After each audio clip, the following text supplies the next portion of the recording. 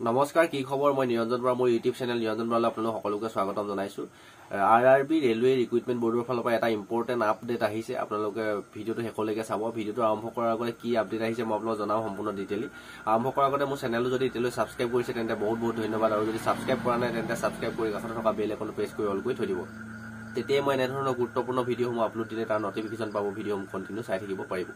এতিয়া বৰ্তমানো যেহেতু আৰপিএফ ৰেলৱে প্ৰটেকচন ফ'ৰ্চত অনলাইন এপ্লাই চলি আছে তাত জেনেৰেল ওবিসি আৰু ইডব্লিউএছ 500 টকা পেমেন্ট কাটিব লাগে আৰু যি এসসি এসটি ফিমেল ক্যান্ডিডেট হলে 250 টকা পেমেন্ট কাটিব লাগে তাত এটা সিস্টেম আছে যে আপোনালোকে যেতিয়া এক্সাম দি আহিব এক্সাম শেষ হোৱাৰ পিছত যদি আপুনি এক্সাম কোৱালিফাই নকৰে তেতিয়া আপোনাৰ ওবিসি জেনেৰেল ইডব্লিউএছ 500 টকা 400 টকা আপোনালোকৰ একাউণ্টত ৰিফান্ড কৰি দিব আৰু যি এসসি এসটি হয় তেওঁলোকৰ সম্পূৰ্ণ গোটে 250 টকা ফিজটো ৰিফান্ড কৰি দিয়া সিস্টেম আছে আৰু তাৰ উপৰিও আপোনালোকে যদি এসসি এসটি ক্যান্ডিডেট হয় এতিয়া যিখিনি পোষ্টত এপ্লাই হৈ আছে আপোনালোকৰ সেন্ট্ৰেল ফৰমেটত এসসি এসটি হক যিখন এসসি এসটি ওবিসি যেটো এনসিএল লাগি লাষ্ট ডেটৰ আগত আৰু এসসি এসটি ক্যান্ডিডেট যদি এপ্লাই কৰিছে তেন্তে আপোনালোকে যদি লাষ্ট ডেটৰ আগত ধুনিয়াকে কাষ্টৰ সাৰ্টিফিকেটটো সেন্ট্ৰেল ফৰমেটত বনাই দিব পাৰে তেতিয়া আপোনালোকৰ পইচাটো ঘুৰাইটো দিবই তাৰ উপৰিও যিখিনি ইন্টাৰভিউ দিবলৈ যোৱা ট্ৰেইনৰ টিকেটটো তাৰ পৰা ফ্ৰীকে দিব বুলি মই নিজে এপ্লাই কৰিছো তাৰ স্পষ্টকৈ দিয়া আছে সেইভাবে আপুনি লাষ্ট ডেটৰ আগত সেন্ট্ৰেল ফৰমেটত এসসি এসটি যিখন সাৰ্টিফিকেট হেতু বনাই আপলোড কৰিব তেতিয়া আপোনালোকৰ ইন্টাৰভিউ দিবলৈ যোৱা খৰচ পাতিও ফ্ৰী হ'ব এতিয়া মোস্ট ইম্পৰ্টেন্ট আপডেটটো হ'ল আপোনাৰ যি 2019 ৰ ৰেলৱে গ্ৰুপ ডি পোষ্টৰ এপ্লাই হৈছিল তাৰ ইতিমধ্যে আপোনালোকৰ পৰীক্ষা হৈ গল বহুতো হয়তো 500 টকাকে পেমেন্ট কাটিলে এসসি এসটিও পেমেন্ট কাটিছিলে তেতিয়া মই এসসি এসটি পেমেন্ট কৰিবলৈ আহিছিল না ইমানটা ভালৰে নাজানো কিন্তু জেনেৰেল ওবিসি ডব্লিউএছ 500 টকা পেমেন্ট কাটিব লাগিছিল তাৰ এতিয়া নটিচ দিছে তেতিয়া পৰা পেমেন্টটো কোনো ধৰণৰ উভতাই দিয়া নাছিল কিন্তু এতিয়া আজি 26 তাৰিখে কিছু সময় আগতে এটা আপডেট আহিছে মই চাই থাকোতে দেখা পালো আপোনালোকক জনাই দিম বুলি সোনকালে ভিডিওটো বনালো আপোনালোকক মই লাইভ দেখাই দিম আপোনালোকে যদি হেতু 2019 ৰ গ্ৰুপ ডি পোষ্টত এপ্লাই কৰা নাছিলে যদিও এতিয়া আপোনালোকে যিমান লগৰ বন্ধু বান্ধৱী আছে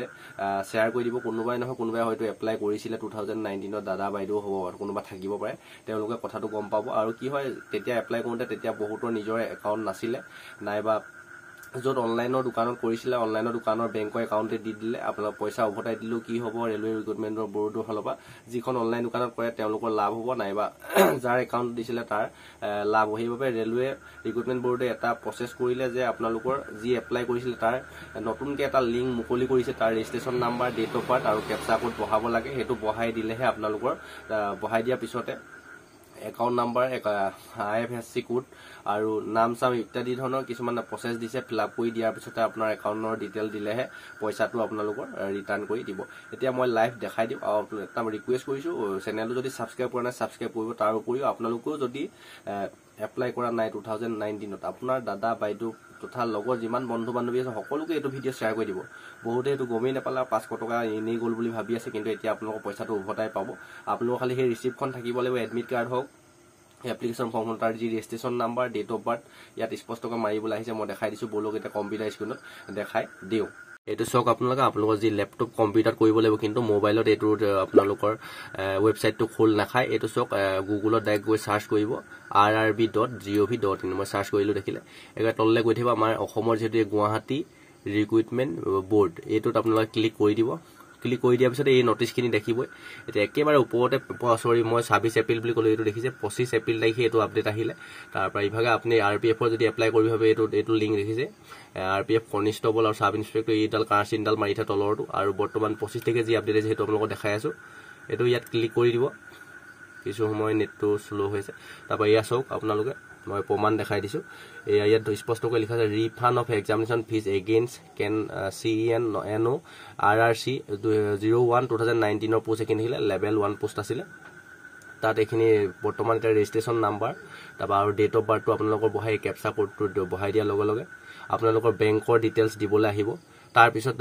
বেংকৰ আপোনালোকৰ নিজৰ ডিটেইলছ মোৰ দিলেহে পইচাখিনি উভতাই দিব যাৰ এপ্লিকেশন ফিজ কাটিছিলে নহলে যেহেতু অনলাইনৰ দোকানত জুনে কৰিছিলে তেওঁলোকৰ লাভ হ'ব হেবাবে ৰেলৱে ৰিক্ৰুটমেন্ট বোৰ্ডে এইটো প্ৰসেস কৰিলে আৰু এটা কথা থাকি গৈছে এটা কবলে আপোনালোকৰ যেহেতু 25 তাৰিখে তো আপডেট আহিছে 25 তাৰিখৰ পৰা লিংকটো মুকলি কৰি দিছে আৰু আপোনালোকৰ 5 মে আগত কৰিব লাগিব তাৰ ভিতৰত কৰিলে আপোনালোকৰ পইচাটো ৰিটাৰ্ণ পাব ইয়াত স্পষ্টকৈ লিখা আছে মই এতিয়া আপোনালোকক দেখাবলৈ সাৰ্ভাৰটো একেবাৰে ডাউন হৈ গল বৰ্তমান লিংকটো খোল খোৱা নাই সেইবাবে আপুনি 5 মে'ৰ আগত নিজৰ যদি লেপটপ কম্পিউটাৰ আছে তাত আপোনালোকে ফিলআপ কৰিব ৰেজিষ্ট্ৰেশ্যনৰ ডিটেইলছখিনি আৰু যদিও নাই অনলাইনৰ দোকানত গৈ ক'লেই হ'ব rrb.gov.in মাৰি দিয়াৰ লগে লগে আমাৰ গুৱাহাটী ৱেবছাইটত গৈ আপোনাৰ যি 2019ত যি এপ্লাই কৰিছিল তাৰ registration number date of birth আৰু কেপচা কোডটো আহিব সেইটো বহাই দিয়াৰ পিছতে আপোনালোকৰ যে বেংকৰ ডিটেইলছখিনি দি দিলে আপোনাৰ 2-3 দিনৰ পিছত বা কেইদিনমানৰ পিছতে আপোনালোকৰ যি ৰিফাণ্ড হ'ব বুলি যিটো নটিছত যিমানটো পইচা ৰিফাণ্ড হ'ব বুলি দিছিলে গোটেই পইচাটো ৰিফাণ্ড হৈ যাব